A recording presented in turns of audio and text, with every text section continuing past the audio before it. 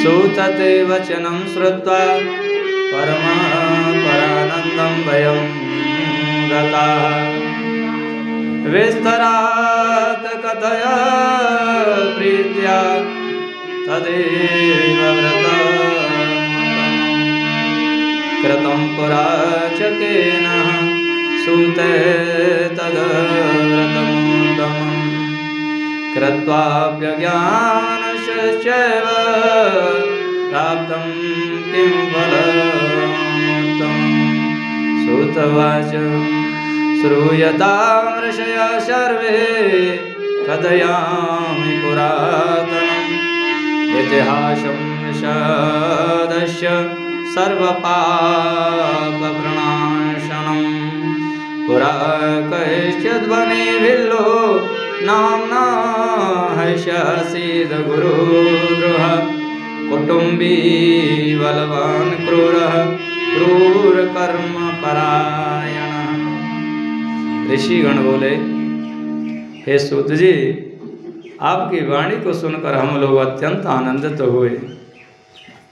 आप उसी उत्तम व्रत को प्रीतिपूर्वक विस्तार से कहिए।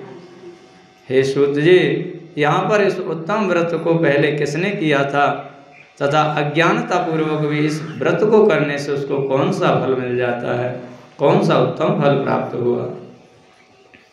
सूत जी बोले, हे ऋषिगणों, मैं इस विषय में एक निषाद का सर्व पाप नाशक पुराना इतिहास कहता हूँ, आप सभी लोग सुनिए। पहले के समय में किसी वन में गुरुद्रोह नामक कोई बलवान, निर्दयी तथा क्रूर कर्म में तत्पर भील कुटुंब के साथ रहता था। वह सदैव वन में जाकर प्रतिदिन पशुओं को मारता और वहीं वन में निवास करते हुए अनेक प्रकार की चोरी किया करता था। उसने बाल्यकाल से लेकर कोई शुभ कर्म नहीं किया। इस प्रकार वन में उस दुष्टात्मा का बहुत सा समय बीत गया। किसी समय शिवरात्रि का उत्तम दिन आया, परंतु विशाल वन में निवास करने वाले उस दुष्टात्मा को इसका कुछ भी ज्ञान न था। इसी समय भूख से पीड़ित उसके माता पिता तथा स्त्री ने उससे कहा कि हे वनेचर, हमें भोजन ला दो। उनके ऐसा कहने पर वह भील भी धनुष लेकर शीघ्र ही मृगों को मारने के लिए सारे वन में घूमने लगा। दैव योग से उस समय उसे कुछ भी न मिला, तब तक सूर्यास्त हो गया। इससे वह बहुत दुखी हुआ। अब क्या करूं, कहाँ जाऊं? आज मुझे कुछ भी नहीं मिला। घर में जाकर बालक भूखे उन्हें क्या मैं दूं? उनकी तथा माता पिता की क्या दशा होगी और जो मेरी स्त्री है उसका क्या हाल होगा? अतः मुझे कुछ लेकर ही जाना चाहिए और बिना भोजन लिए घर जाना व्यर्थ होगा। ऐसा विचार कर वह व्याध किसी जलाशय के समीप गया और जहाँ जल में उतरने के लिए घाट था वहाँ जाकर बैठ गया। इस स्थान पर जल पीने के लिए कोई जंतु तो आएगा, कोई जानवर आएगा, उसे मैं मारकर अपना कार्य पूरा करूंगा और उसे लेकर घर जाऊंगा। इस प्रकार विचार कर वह भील जल के पास बैठ गया और किसी बिल्व वृक्ष पर चढ़कर बैठा। जब कोई जीव आए और कब मैं उसे मारूं, ऐसा मन में विचार करता हुआ वो भूखा प्यासा व्याध वहां बैठा रहा। उस रात के पहले पहर में प्यास से व्याकुल एक हिरनी चकित हो कूदती फांदती वहां आई। तब उसे देखकर उसने प्रसन्न हो उसे मारने के लिए शीघ्र ही अपने धनुष पर बाण चढ़ाया और उसके ऐसा करते ही जल तथा कुछ बिल्व पत्र नीचे गिर पड़े, जहाँ पर एक शिवलिंग था। इस प्रकार प्रथम प्रहर की शिव पूजा व्याध के द्वारा संपन्न हो गई और जिसकी महिमा से उसके पाप नष्ट हो गए। वहां के उस शब्द को सुनकर भय से व्याकुल हरिणी व्याध को देखकर यह वचन कहने लगी। मृगी बोली, है व्याध, तुम क्या करना चाहते हो? मेरे सामने सच सच बताओ। तब हिरणी की वह बात सुनकर व्याध ने यह वचन कहा। व्याध बोला, आज मेरा सारा परिवार भूखा है, मैं तुम्हें मारकर उन्हें तृप्त करूंगा, उनकी भूख मिटाऊंगा। तब उसके इस दारुण वचन को सुनकर एवं उस महादुष्ट को देखकर मैं क्या करूं, कहाँ जाऊं, अच्छा कोई उपाय करती हूँ। ऐसा विचार कर वहां पर उसने यह वचन कहा। मृगी बोली, हे व्याध, यदि मेरे अनर्थकारी देह के मांस से तुम्हें सुख प्राप्त हो जाए तो इससे अधिक पुण्य और क्या हो सकता है। मैं निसंदेह धन्य हो जाऊंगी, इसमें निसंदेह किसी तरह का कोई संशय नहीं है। लोक में उपकारी जीव को जो पुण्य होता है उस पुण्य का वर्णन सैकड़ों वर्षों में भी नहीं किया जा सकता। किंतु तुमसे एक विनती करती हूँ, मेरे सभी बच्चे इस समय मेरे आश्रम में हैं, उन्हें अपनी बहन अथवा स्वामी को सौंपकर मैं पुनः आ जाऊंगी। हे वनेचर, तुम मेरी बात को झूठ मत जानो, मैं अवश्य यहाँ तुम्हारे पास पुनः आ जाऊंगी, इसमें संदेह नहीं। सत्य से ही यह पृथ्वी टिकी हुई है, सत्य से ही समुद्र तथा सत्य से ही जल की धारा बहती है और सब कुछ सत्य में ही प्रतिष्ठित है। सूत जी बोले, उसके इस प्रकार कहने पर भी जब उस व्याध ने उसकी बात नहीं मानी, उसका कहना नहीं माना, तब विस्मित एवं भयभीत उस मृगी ने पुनः यह वचन कहा। मृगी बोली, हे व्याध, मैं जो कहती हूँ उसे सुनो।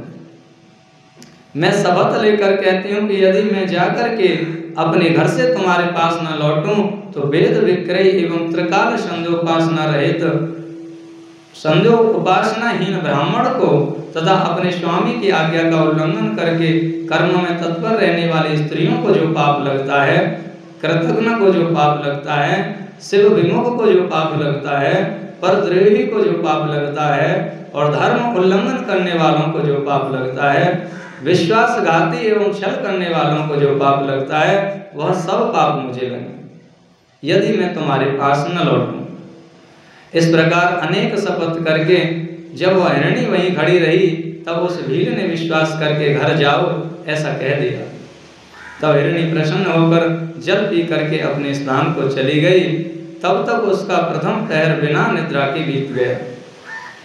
इसी बीच उसकी बहन जो दूसरी हिरणी थे, वह उत्कंठा पूर्वक उसे खोजते हुए जल पीने के लिए वहां आ गई और उसे देखकर भील ने वाण को पुनः खींचा, जिससे पहले के समान ही जल तथा बिल्व पत्र शिव जी के ऊपर गिर पड़े। उसके कारण संयोगवश महात्मा सदाशिव की दूसरे प्रहर की पूजा हो गई, जो व्याध के लिए शुभप्रद थी। उस हिरणी ने उसकी ओर देखकर कहा, हे वनेचर, यह क्या कर रहे हो।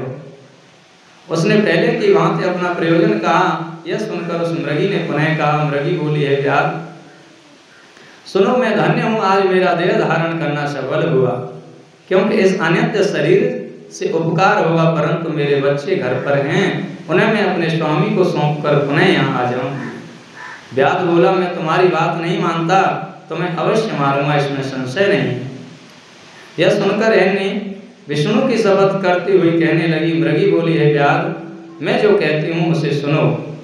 यदि मैं यहाँ लौट कर न आऊँ तो अपनी बात से विचलित होने वाले का जिस प्रकार सुकृत पुण्य नष्ट हो जाता है, अथवा जो मनुष्य अपनी विवाहिता स्त्री को छोड़कर दूसरी स्त्री के साथ समागम करता है, जो वेद धर्म का उल्लंघन कर मनमाने मार्ग से चलता है, विष्णु भक्त होकर शिव की निंदा करता है और माता पिता के चाय के आने पर बिना श्राद्ध आदि किए उन्हें सूना ही बिता देता है और अपने दिए हुए वचन को जो संताप का अनुभव करते हुए पूरा करता है, इन्हें जो पाप लगता है वह पाप मुझे लगे यदि मैं न जाऊं, मैं न आऊं।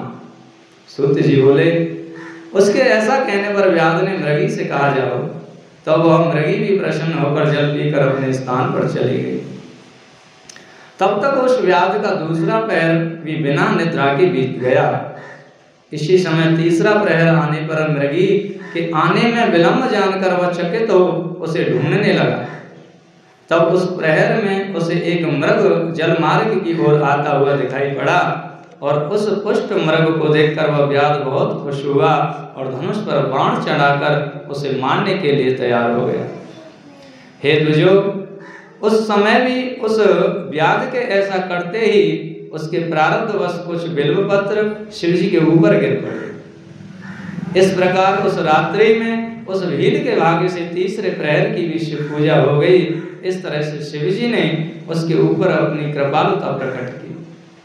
वहां उस शब्द को सुनकर उस मृग ने कहा कि हे वनेचर, यह क्या कर रहे हो। तब वह व्याध बोला कि मैं अपने कुटुंब के लिए तुम्हारा वध करूंगा, व्याध का यह वचन सुनकर मृग प्रसन्न चित्त हो गया और बड़ी शीघ्रता से उस व्याध से यह वचन कहने लगा। हिरण बोला, मैं धन्य हूँ जो इतना पुष्ट हूँ जिससे तुम्हारी तृप्ति हो जाएगी। जिसका शरीर उपकार के लिए प्रयुक्त न हो उसका सब कुछ निष्फल हो जाता है। जो सामर्थ्य युक्त रहता हुआ भी उपकार नहीं करता उसका सामर्थ्य निष्फल ही है और वह परलोक में जाने पर नरक प्राप्त करता है। किंतु मैं अपने बच्चों को उनकी माता को सौंपकर और उन सभी को धीरज बनाकर धैर्य देकर पुनः आ जाऊंगा। उसके ऐसा कहने पर वह व्याध अपने मन में बहुत ही विस्मित हुआ। थोड़ा शुद्ध मन वाले तथा नष्ट हुए पाप समूह वाले उस व्याध ने यह वचन कहा।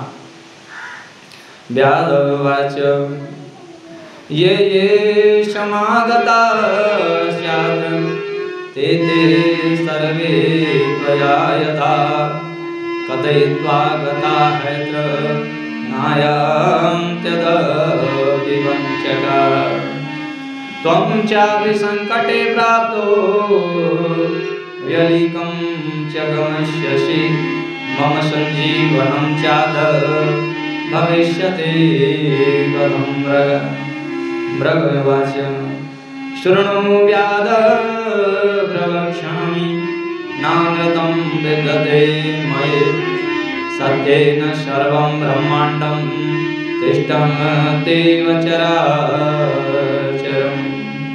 व्याध बोला, जो जो यहाँ आए वे सभी तुम्हारे ही जैसा कहकर चले गए, किंतु वे वंचक अभी तक नहीं लौटे। हे मृग, तुम भी संकट में प्राप्त होकर उसी प्रकार झूठ बोलकर चले जाओगे। आज इस प्रकार मैं जीवन निर्वाह कैसे करूँगा, कैसे होगा? मृग बोला, हे व्याध, मैं जो कह रहा हूँ उसे सुनो, मैं झूठ नहीं बोलता। यह सारा ब्रह्मांड सत्य पर टिका है। जिसकी वाणी झूठी होती है, मिथ्या होती है, उसका पुण्य उसी क्षण नष्ट हो जाता है। तथापि हे वीर, तुम मेरी सत्य प्रतिज्ञा को सुनो। संध्या काल में मैथुन करने से, शिवरात्रि को भोजन करने से, झूठी गवाही देने से, धरोहर का हरण करने से और संध्या रहित ब्राह्मण को और जिसके मुख से शिव नाम का उच्चारण न हो, समर्थ होते हुए जो उपकार नहीं करता और शिव पर्व के दिन बेल के तोड़ने से, अभक्ष्य भक्षण से और बिना शिव पूजन किए एवं शरीर में बिना भस्म का लेप किए जो भोजन करता है, इन सभी को जो पाप लगता है वह पाप मुझे लगे, यदि मैं पुनः लौट कर ना हूँ। सूत जी बोले, उसका यह वचन सुनकर व्याध ने उससे कहा कि जाओ शीघ्र लौट कर आना। तब वह हिरण जल पीकर चला गया और इसके बाद भली प्रतिज्ञा किए हुए वे सभी मृग और मृगी अपने आश्रम में जाकर परस्पर मिले और एक दूसरे को सारा समाचार परस्पर निवेदन किया। इस प्रकार सारा वृतांत सुनकर सभी ने सत्यपास में नियंत्रित होने के कारण विचार किया कि हमें वहां निश्चित रूप से जाना चाहिए और तब अपने बालकों को धीरज देकर वो जाने को तैयार हो गए। उनमें से जो हिरणी सबसे बड़ी थी, उसने अपने स्वामी से कहा, एक मृग, तुम्हारे बिना ये बालक किस प्रकार यहाँ निवास करेंगे? हे प्रभु, मैं व्याध के पास जाने के लिए पहले प्रतिज्ञा कर चुकी हूँ, अतः पहले वहाँ मुझे जाना चाहिए, आप यहीं रहें। उसकी यह बात सुनकर छोटी हिरनी यह वचन कहने लगी कि मैं तुम्हारी सेविका हूँ, आज मैं जाती हूँ और तुम यहीं पर रहो। यह सुनकर मृग ने कहा कि मैं ही वहाँ जा रहा हूँ, तुम दोनों यहीं रहो, क्योंकि माता के द्वारा ही बालकों की रक्षा होती है। तो स्वामी की बात सुनकर उन्होंने उसे धर्म के अनुकूल नहीं समझा और वे बड़े प्रेम से अपने पति से कहने लगी कि विधवा बनकर जीना धिक्कार है। इसके बाद उन बालकों को धैर्य देकर तथा उन्हें पड़ोसियों को सौंपकर वे सभी शीघ्र वहाँ गए जहाँ व्याध श्रेष्ठ स्थित था। तब ये सभी बच्चे भी यह सोचकर उनके पीछे पीछे चल पड़े कि इनकी जो गति होगी वही गति हमारी भी होगी। उन्हें देखकर व्याध अत्यंत हर्षित हो उठा और